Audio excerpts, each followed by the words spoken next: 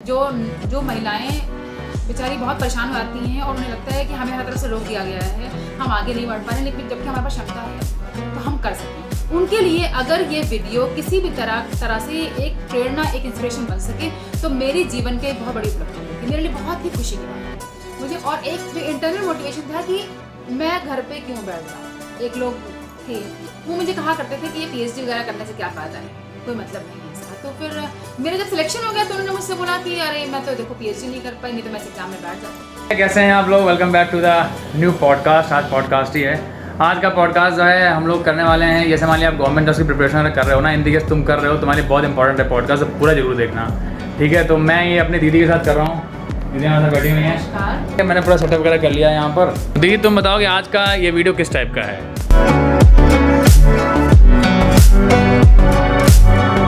तो नमस्कार, मैं assistant professor doctor Neeraj Shukla और मैं आज यहाँ पर आप सभी लोगों के सामने उपस्थित हूँ इस बात को बताने के लिए कि आजकल जैसे गवर्नमेंट जॉब की प्रिपरेशंस लोग कर रहे हैं और उसमें बहुत सारी चुनौतियों का सामना करना पड़ता है, और तो उसमें किन स्ट्रेटजी को लेकर फॉलो करें जिससे कि आपकी प्रिपरेशन बेटर से बेस्ट हो सके। और ये जो वीडियो है ये स्पेशली फोकस्ड है Uttar Pradesh higher education service commission की प्रिपरेशन स्ट्रेटजी को लेकर, क्योंकि मेरा अभी हाल ही में जो विज्ञापन संख्या 50 का रिटन एग्ज़ाम हुआ था उसमें मैंने इस एग्ज़ाम को क्वालिफाई किया और फिर इंटरव्यू मतलब रिटन एग्ज़ाम का रिजल्ट आया और इंटरव्यू के बाद फिर मैंने ज्वाइनिंग करी। तो ठीक है ना, तो आपको अभी बहुत सारी चीज़ें नई सीखने को मिलेंगी। लिटरली यार आज का पॉडकास्ट बहुत सीरियस पॉडकास्ट है और मतलब इन केस आप प्रिपरेशन कर रहे हैं गवर्नमेंट जॉब की तो बहुत इंपॉर्टेंट वीडियो है आपके लिए। नमस्कार आप लोगों को, देखिए हमारे साथ डॉक्टर नीरज शुक्ला हैं और दीदी अपने आप को इंट्रोड्यूस करो और कुछ क्वालिफिकेशन के बारे में बताना आपने। नमस्कार, मैं assistant professor doctor Neeraj Shukla इस समय नारी शिक्षा निकेतन PG कॉलेज लखनऊ में पोस्टेड हूँ रसायन शास्त्र विभाग में। और आज हम दोनों लोग आपके सामने, गौरव का तो वीडियो आता ही रहता है और मैं यहाँ पर आपके सामने उपस्थित हूँ एक एजुकेशन वीडियो को लेकर, एजुकेशन स्ट्रैटेजी को लेकर, बेसिकली पढ़ाई की स्ट्रैटेजी, प्रिपरेशन स्ट्रैटेजी कि मतलब हम एग्ज़ाम की प्रिपरेशन को कैसे करें। और ये जो प्रिपरेशन स्ट्रैटेजी है ये मेनली फोकस मैं कर रही हूँ Uttar Pradesh higher education service commission के एग्ज़ाम, असिस्टेंट प्रोफेसर के एग्ज़ाम को लेकर, क्योंकि मैंने हाल ही में अभी विज्ञापन संख्या 50 की वैकेंसी को क्वालिफाई किया। देखिए मैं बहुत ही सामान्य परिवार की हूँ और मेरे पिताजी एक सर्विसमैन रहे हैं, मेरी मम्मी हाउसवाइफ रही हैं और हम 3 बहनें जो कि सभी को हमारे मम्मी पापा ने बहुत अच्छे से पढ़ा लिखा है और एक भाई हमारा, वो भी अच्छी खासी जॉब में है, अभी वो प्रिपरेशन कर भी रहा है और अच्छी जॉब में जाने के लिए। तो अभी अब देखिए अब इसमें क्या है कि जैसे बहुत से लोग ये कोरिलेट कर लेते हैं कि बैकअप बहुत स्ट्रॉन्ग चाहिए, मतलब बहुत अच्छा, बहुत रिच बैकअप चाहिए किसी भी अच्छी पोस्ट पर जाने के लिए।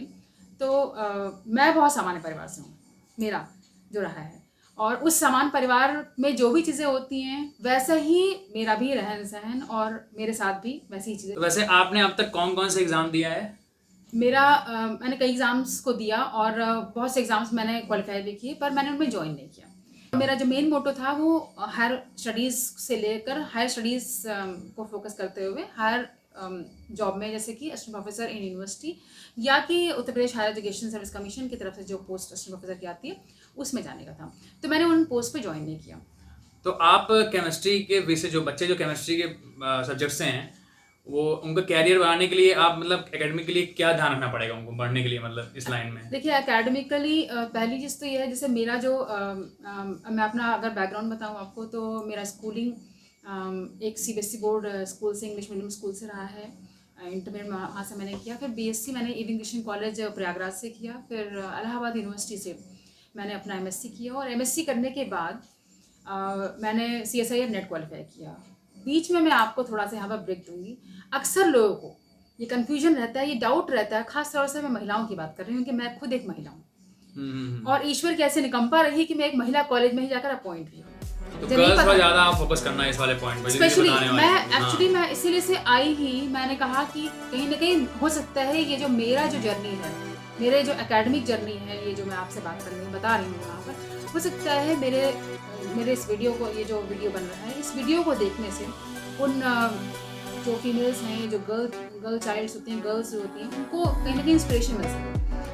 कि अगर कोई चैलेंज बीच में आ रहा है, उन चैलेंज से घबराकर अपने करियर को रोकने की या ब्रेक करने की जरूरत बिल्कुल नहीं। कहता हूँ कि मेरा जिस साल MSc कंप्लीट हुआ उसी साल मेरी शादी तय। तो अब शादी तय हुई तो मम्मी पापा मेरे कि भाई अभी तो उम्र ही क्या है, अभी क्यों ही शादी करनी है। लेकिन मेरे इन लॉज यानी कि मेरे ससुराल पक्ष से मेरी mother in law, father in law, ससुर जी और सासू माँ इतने सपोर्टिव, उन्होंने कहा कि आप जैसे अपनी बिटिया को अपने घर पे रखेंगे वैसे वो हमारे यहाँ रहेगी, जैसे आप यहाँ पढ़ाएंगे वैसे वो वहाँ पढ़ेगी, अंतर क्या है।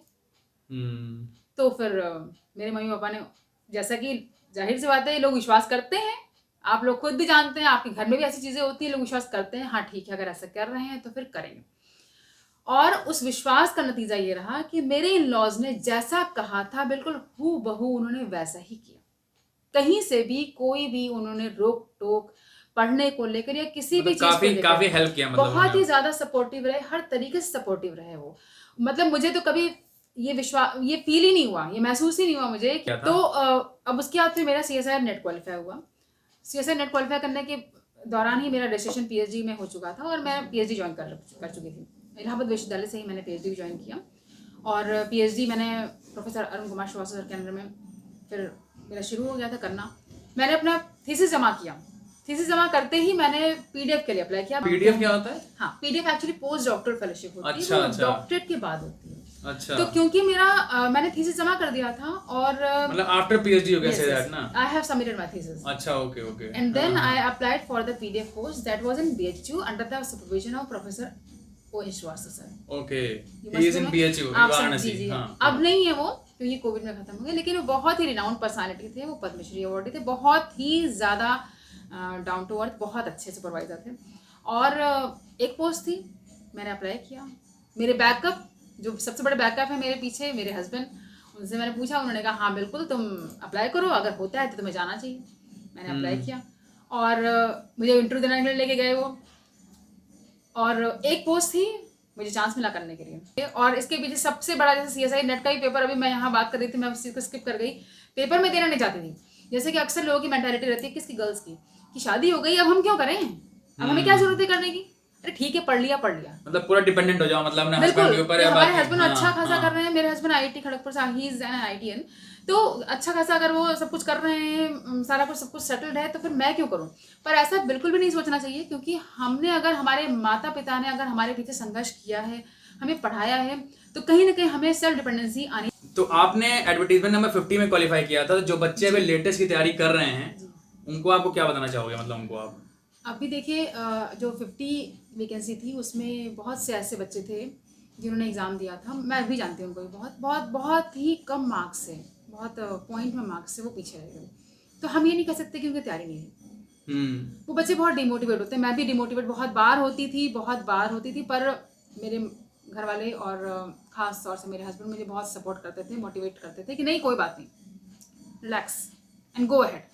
तो उस केस में क्या है कि आपको अपनी तैयारी को कंसिस्टेंसी के साथ आगे बढ़ाना है। अपने आप को डिमोटिवेट नहीं होने देना है, बिल्कुल भी नहीं होने देना है, चाहे कोई कितना भी कह दे, लेकिन आपको अपने अंदर से मोटिवेशन को लाना है, जिससे कि आप प्रिपरेशन प्लस मोटिवेशन साथ में आपका रिजल्ट आएगा।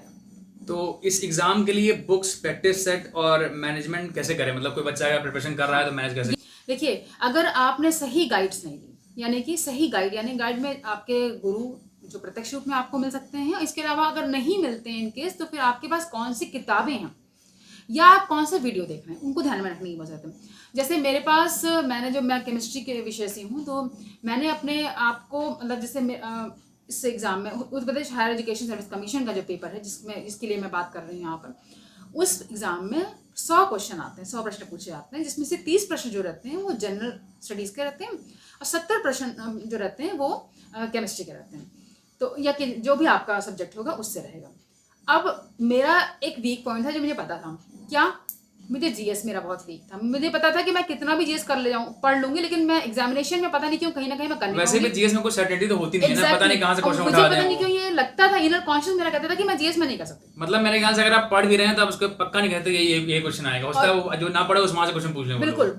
और मैं, लेकिन फिलहाल मैं पढ़ती थी उसको, मैं कोशिश करती थी कि नहीं मुझे हर एक टॉपिक को, क्योंकि सबसे पहली चीज़ तो ये है कि आपको अपने पास सिलेबस का प्रिंट रखना है। जीएस का, केमिस्ट्री का। मतलब सबसे पहले सिलेबस आपके पास होना चाहिए। बिल्कुल, वो भी हार्ड कॉपी रखना, सॉफ्ट कॉपी में नहीं। गलती करते हैं लोग आजकल, बहुत नेट का बहुत सिस्टम चला हुआ है, मतलब पीडीएफ डाउनलोड कर लिया उसी में चेक कर रहे हैं एग्जैक्टली, बार बार phone scroll down scroll up कर रहे हैं। तो सिलेबस का हार्ड कॉपी आपके पास होना चाहिए। अब उस सिलेबस के एक एक पॉइंट, मतलब एक एक टॉपिक को आपको पढ़ना है, और उस टॉपिक बेसिक सबसे पहले थ्योरी पढ़िए, ठीक है। थ्योरी पढ़ने के बाद फिर उस थ्योरी से रिलेटेड जितने भी आपको क्वेश्चंस मिले, क्वेश्चंस का सेट, मतलब जैसे कि सिर्फ यूपी में ही एग्जाम या नहीं होता है, ये एमपी में हुआ, बिहार में हुआ, हरियाणा में हुआ, हिमाचल प्रदेश में है, हर जगहों पर हर स्टेट में असिस्टेंट प्रोफेसर का पेपर होता है। आप उनके प्रैक्टिस सेट्स को ले लीजिए, उनके जो क्वेश्चन पेपर्स आए हैं उनको ले लीजिए, उन क्वेश्चन पेपर्स को भी सॉल्व करिए, ठीक है। और उसके बाद फिर अपने आप को इवैल्यूएट करिए, अपने आप को एनालाइज करिए कि आपकी एक्यूरेसी कितनी जा रही है। मतलब मॉक टेस्ट देना बहुत इंपॉर्टेंट है, बहुत ज़्यादा इंपॉर्टेंट है, इसलिए क्योंकि आपने थ्योरी पढ़ लिया, आप क्वेश्चन सॉल्व नहीं कर पा रहे हैं, तो इस केस में आप मान के चलिए कि आपने थ्योरी 0 पढ़ लिया, इसका कोई मतलब नहीं। अच्छा, वैसे इन द केस कोई बच्चा का पढ़ना चाहे स्टार्टिंग से है, तो वो ऑनलाइन पढ़े या ऑफलाइन पढ़े, आप क्या बताओगे? बेटर देखिए, अगर आपने ऑफलाइन पढ़ रखा है एक बार, तो फिर आप It's quite easy for you to study online also. Then you can go for the online system. लेकिन अगर आपने बिल्कुल भी नहीं पढ़ा है, आप सीधे ऑनलाइन पे जाना चाहते हैं, तो आपके लिए थोड़ा मुश्किल होगा, इसलिए क्योंकि आपने चीज़ों को देखा ही नहीं है ठीक से। आपको चीज़ों को देखना बहुत जरूरी है। मतलब आपको बेस इंपॉर्टेंट है, बेस पहले कंप्लीट होना चाहिए। बेसिक बहुत इंपॉर्टेंट होता है, फाउंडेशन इज वेरी इंपॉर्टेंट। तो अभी देखिए, अब जैसे मैं इस एग्जाम की बात करूँ, तो मेरा इस एग्जाम में केमिस्ट्री में 65 क्वेश्चन सही था, 70 क्वेश्चन थे केमिस्ट्री के, जिसमें से मेरे 70 में से 65 क्वेश्चन केमिस्ट्री का सही था। और मेरे जीएस में, जो मैंने आपसे कहा अभी, बहुत वीक था, और मुझे पता था कि उसमें कुछ नहीं होने वाला मुझसे, कुछ इन द सेंस अगर 30 क्वेश्चन है और 15 क्वेश्चन भी सही नहीं जा रहा है, तो मान के चलिए कुछ भी नहीं होगा। मतलब मैं अपना जो, क्योंकि मैं केमिस्ट्री में बहुत ज़बरदस्त मैंने प्रिपरेशन कर रखी थी, और मैं जानती थी केमिस्ट्री में कर ले लूँगी, मुझे इतना विश्वास था, कॉन्फिडेंस था। और ये तो नहीं पता था कि 70 में 70 कर सकते हैं, 70 में से 65 कर सकते हैं, ये तो एग्जामिनेशन हॉल में डिपेंड करता है। मेरा 65 सही था, 65 सही था, 70 में 65 क्वेश्चन सही थे, और मेरा जीएस में 30 में से 13 क्वेश्चन सही थे। अब समझ लो आप, और तो मतलब मेन आपका सब्जेक्ट है। एग्जैक्टली, सब्जेक्ट मेन है, लेकिन बहुत लोगों को आपका जीएस स्ट्रांग होता है। लेकिन प्रॉब्लम ये भी तो है ना कि 70 में से 65 क्वेश्चन सही करना सबके बस की बात भी तो नहीं है ना। मतलब इन दी केस कोई बच्चा ना कर पाए, तो उसको जीएस में थोड़ा सा बेटर होना पड़ेगा। 65 क्वेश्चन मेरे केमिस्ट्री में सही थे, जिसमें से एक क्वेश्चन डिलीट हुआ था आंसर के आने के बाद। 13 क्वेश्चन मेरे जीएस में सही थे, जिसमें से एक क्वेश्चन डिलीट हुआ था आंसर के आने के बाद। एक क्वेश्चन डिलीट हुआ था, डिलीट हुआ था, वो गलत क्वेश्चन हो गए पहले से ही। वो उस पे एक ज्यादा ऑप्शन जब सही रहता है तो उसमें डिलीट कर। अच्छा, तो इस तरह से उसके बाद फिर जब फिर ये हुआ आंसर के आने के बाद फिर कितने क्वेश्चन पे जाएगा, तो लोग ये कहना शुरू किया कि 70 प्लस जितना सही होगा उनके चांसेस काफ़ी ब्राइट हैं। तो ये बताओ यदि केमिस्ट्री में यूजी पीजी कर रहे हैं, उनका क्या फ्यूचर है इसमें? अच्छे से यूजी कर रहे हैं वो, अच्छे से इन द सेंस कि जो टॉपिक्स आपके सिलेबस में हैं, जैसे कि फिजिकल केमिस्ट्री में थर्मोडायनामिक्स बहुत ही इंपॉर्टेंट टॉपिक्स में गिना आता है, मेन टॉपिक्स में है, उसको आप थर्मोडायनामिक्स 1 2 3 तीनों लॉज पर जो भी बेस थ्योरी है पूरा पढ़ें अच्छे से। और थ्योरी के साथ साथ क्वेश्चंस को करना बहुत इंपॉर्टेंट है। क्वेश्चंस में 2 क्राइटेरिया आता है, एक सब्जेक्टिव और एक एमसीक्यू, ऑब्जेक्टिव क्वेश्चन। तो सब्जेक्टिव क्वेश्चंस करने की ये बात रहती है, उसमें जो है आप अपने आप को कितना आपको समझ में आ रहा है, आप उससे अपने आप को वैलिडेट कर सकते हैं। ऑब्जेक्टिव क्वेश्चन करने से आपको एक्यूरेसी समझ में आती है कि आप एग्जामिनेशन हॉल में कितना सही करें। इसलिए से हर टॉपिक को, ऑर्गेनिक केमिस्ट्री में जैसे कि फोटो केमिस्ट्री है, पेरिसाइक्लिक केमिस्ट्री है, ठीक है, तो ये सब ऐसे टॉपिक्स हैं। पेरिसाइक्लिक क्या होती है? पेरिसाइक्लिक एक उसमें एक टॉपिक है ऑर्गेनिक केमिस्ट्री का, ऑर्गेनिक केमिस्ट्री का वो सबसेट है, कह सकते हो। मैं आपको बताऊं ये चीज़ कि जब मैं एमएससी में थी, मुझे ये टॉपिक इतना कंफ्यूजिंग लगता था, जबकि मेरे बहुत अच्छे प्रोफेसर हैं, प्रोफेसर जगदम्बा सिंह सर, उन्होंने पढ़ाया था, तो पर मुझे कंफ्यूजिंग लगता था कहीं ना कहीं। लेकिन जब मैंने इस एग्ज़ाम की प्रिपरेशन करी, तो मैंने इसको ऐसे पढ़ा अपने आप से, सेल्फ। मैंने ऑफलाइन और ऑनलाइन की बात हो रही थी, तो ऑफलाइन तो मैं एमएससी में पढ़ चुकी थी, क्योंकि क्लासेस सारे होते थे यूनिवर्सिटी में।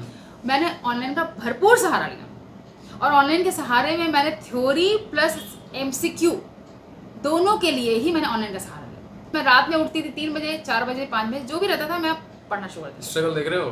तो मुझे बस ये रहता था कि, क्योंकि मुझे कहीं ना कहीं लगता था कि मैं भूल जाऊंगी चीज़ों को, या कि मैं उसको रिमाइंड नहीं कर पा रही हूँ, या कि मैं उसको अप्लाई नहीं कर पाऊंगी, तो मैं उसको कंटिन्यूसली रिपीट करती हूँ। और मैं इस एग्ज़ाम के जैसे ये फॉर्म जो है 2020 में डाला गया था, और इसकी डेट अप्रैल में आई थी, अप्रैल 21 में इसका एग्ज़ाम को होना था, लेकिन कोरोना उसमें बहुत सीवियर हो गया था, इसीलिए से वो ये एग्ज़ाम टल गया था। फिर ये एग्ज़ाम की डेट 31 अक्टूबर 2021 आ गई। तो मेरी लेकिन अप्रैल में प्रिपरेशन हो चुकी थी, मैं अपने आप को सेटिस्फाई कर चुकी थी कि हाँ मेरी प्रिपरेशन हो चुकी है, मैं एग्जाम में बैठ सकती हूँ।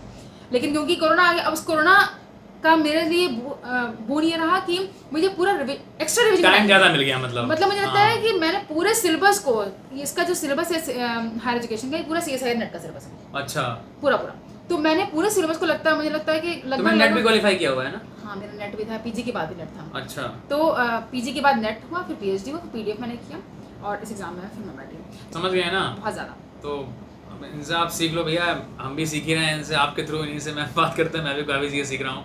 बहुत सारी चीज़ें मेरे को अभी पता चल रही हैं। इनका स्ट्रगल यार मैंने देखा हुआ है बचपन से, लेकिन आज मैं सुन रहा हूँ कि स्ट्रगल कितना ज़्यादा है। वैसे आप एक बात बताइएगा कि ऐसी कौन सी चीज़ थी जो आपको मोटिवेट कर रही थी शादी और बच्चे होने के बाद भी, कि आप दोबारा प्रिपरेशन कर रहे थे? क्योंकि आधे तो डिमोटिवेट हो जाते हैं या छोड़ देते हैं। बिल्कुल, मेरा एक बेटा भी है, इस समय 7.5 ईयर्स का लगभग हो गया। अब मोटिवेशन तो, एक बड़ा मोटिवेशन तो मेरे हस्बैंड हैं जिन्होंने बहुत मोटिवेट किया मुझे, और एक जो इंटरनल मोटिवेशन था कि मैं घर पे क्यों बैठ जाऊँ, मैं इतनी पढ़ी लिखी होकर घर पे क्यों बैठ जाऊँ। अगर मेरे साथ मेरे घर वालों ने, मेरे मम्मी पापा ने इतना काम किया है मेरे साथ, मतलब संघर्ष किया है मुझे पढ़ाने का, उसके बाद मेरे इन-लॉज ने भी मुझे कभी नहीं रोका टोका पढ़ाई से, तो आखिर में पढ़ाई की फील्ड में क्यों ना जाऊँ, जबकि मेरा पैशन है टीचिंग, मेरा पैशन ही टीचिंग था, मुझे और किसी फील्ड में जाना ही नहीं। ये मोटिवेशन मेरे अंदर से कंटिन्यूसली जो इनर एनर्जी निकलती रहती है, इनर मोटिवेशन क्या, इसको बेटर वर्ड जो होगा इनर मोटिवेशन बोलते ना, only you can motivate yourself. क्योंकि और एक चीज ये भी है कि अगर आप कुछ नहीं कर रहे हैं तो आप बिल्कुल बेकार हैं, लेकिन अगर आप कुछ कर रहे हैं तो आप लगातार आगे बढ़ो, कभी ना कभी आप अपने टारगेट पक्का पहुंच जाएंगे। बोलते हैं ना, अगर आप जिम रोज जा रहे हैं, चाहे 5 मिनट वर्कआउट करें, लेकिन बॉडी थोड़ी बहुत बनी रही है। ये सच्चाई है। क्योंकि टॉर्टोइज और आपने सुना ही होगा रैबिट और टॉर्टोइज की स्टोरी। आपको बताऊं कि एक लोग थे, वो मुझे कहा करते थे कि ये PhD वगैरह करने से क्या फायदा है, कोई मतलब नहीं है इसका। तो फिर मेरा जब सिलेक्शन हो गया तो उन्होंने मुझसे बोला कि अरे मैं तो देखो PhD नहीं कर पाई, नहीं तो मैं इस एग्जाम में बैठ जाती, मैं नेट नहीं दे पाई, नहीं तो मैं एग्जाम में बैठ जाती, और मुझे लोगों ने रोक दिया। लेकिन उन्होंने मुझसे कहा था कि PhD क्यों, तुम बेकार है, करने का कोई मतलब नहीं है। और मुझसे उन्होंने ये भी प्रश्न पूछा कि आप ये बताओ कि ऐसा कौन सा मोटिवेशन था जिसके कारण आप लगातार संघर्षरत रहीं और इस एग्ज़ाम को क्वालिफाई कर पाएँ। तो मैंने उनको सिर्फ एक ही उत्तर दिया, आप जैसे लोग जिन्होंने मुझे इस तरह के डिमोटिवेटिंग वर्ड्स बोले, जिन्होंने मुझे इस तरह से डिमोटिवेट कहा करके, मतलब उनको आप थैंक्स करना चाहती हैं? बिल्कुल, मैंने उनको थैंक्स कहा कि आप अगर नहीं बोलते तो मैं कैसे आगे बढ़ पाती। exactly. बहुत बहुत धन्यवाद आपका कि आपने इस तरह की तो वही चीज़ बताया ना हमने कि जो लोग आपको डिमोटिवेट भी करें उसको ही मोटिवेशन। और उस समय वो शर्म के मारे वो सिर्फ इतना ही बोल पाए, अरे हमने तो सिर्फ ऐसे ही कह दिया। हाँ, तो एक्सेप्ट मोटिवेशन, मैंने उनकी बातों को सुनकर मैंने कहा कि कोई बात नहीं, ईश्वर मदद करेगा, मैं संघर्ष करूंगी, ईश्वर मदद करेगा। हाँ, सच बोलो दीदी, बहुत अच्छा लगा तुमसे। ये मेरी बहन है, मतलब ये सेकंड नवा सिस्टर है मेरी। हम कुछ नहीं है भाई इनके सामने। इन्होंने मेरे से बोला था कि गौरव है, सब लोग नहीं अच्छा, मतलब मैं तो ट्राई कर रहा हूँ यार, ठीक है हम लोग भी कोशिश कर रहे हैं। ऐसा नहीं, मेरा सिर्फ एक ही लक्ष्य था कि मैं आप लोगों के सामने आऊँ, और जो महिलाएं बेचारी बहुत परेशान हो जाती हैं और उन्हें लगता है कि हमें हर तरफ से रोक दिया गया है, हम आगे नहीं बढ़ पा रहे, लेकिन जबकि हमारे पास क्षमता है तो हम कर सकें, उनके लिए अगर ये वीडियो किसी भी तरह से एक प्रेरणा, एक इंस्पिरेशन बन सके, तो मेरे जीवन की बहुत बड़ी उपलब्धि होगी, मेरे लिए बहुत ही खुशी की बात होगी। और मैं सिर्फ इसीलिए, मेरा लक्ष्य यही था इसमें आने का। ऐसा कुछ भी नहीं कि मैं अपने आप को यहाँ दिखाना चाह रही हूँ कि मैं एक बहुत बड़ी अच्छी प्रोफेसर बन गई, कि जो भी है। अरे यार मैं आपको एक बात बताऊँ, दीदी का एग्जाम करीब 1 साल पहले निकला था, लास्ट ईयर जून में। तब मैंने इनसे बोला था कि दीदी ऐसा है कि कुछ मैं ऐसे प्लान कर रहा हूँ, आओ थोड़ा बहुत बता दो। उन्होंने कहा यार क्या मतलब इतना शो ऑफ करना है, कोई बात नहीं, पढ़ाई किया निकल गया, इतना शो ऑफ करने की जरूरत क्या है। बट फाइनली आज वो दिन आ गया, आज के 1 साल बाद बड़ी फोर्स करने के बाद आज बैठी हैं हमारे साथ ही। बहुत अच्छा लगा मेरे को। मैंने अभी तक बताया है ये सारी चीज़ सारे एग्जाम के लागू हैं, केवल इसी एग्जाम के लिए बेसिक? ये लगभग जैसे मैंने टारगेट किया Uttar Pradesh higher education service commission के एग्जाम। अच्छा। लेकिन अगर देखें तो हर एक एग्जाम के लिए स्ट्रेटजीज मतलब सेम है, बिल्कुल फॉलो होती है, क्योंकि उसमें भी हर एग्जाम में आपको सिलेबस मिलता है, उसमें आपको प्रिपरेशन करनी होती है। और आजकल हर एग्जाम जो है वो MCQ बेस्ड हो गया है, सब्जेक्टिव तो ज़्यादातर, क्योंकि टाइम स्पेंड कम करने के लिए रिजल्ट जल्दी आ जाए, हाँ बच्चों को टाइम कम वेस्ट हो, इसीलिए अपनी तैयारी को कंसिस्टेंसी से लगाए रखिए, करते रहिए, सिंसेरिटी रखिए और ऑनेस्टी रखिए। किसी को दिखाने खुद से ऑनेस्टी रखिए, खुद से ऑनेस्टी चाहिए। वीडियो आप लोगों ने देख लिया होगा और आपने देखिए वीडियो देख लिया तो प्लीज़ वीडियो लाइक कर देना, लाइक करके आना लास्ट में यार। और बहुत अच्छा लगा दीदी से बात करके आज।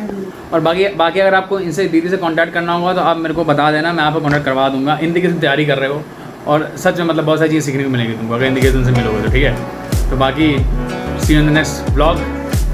चलना है अभी, समझ रहे हो ना, चलना है, वाटरफॉल चलना है अभी। तो ठीक है, see you in the blog, bye, take care, Jai Hind, जय भारत, बाय।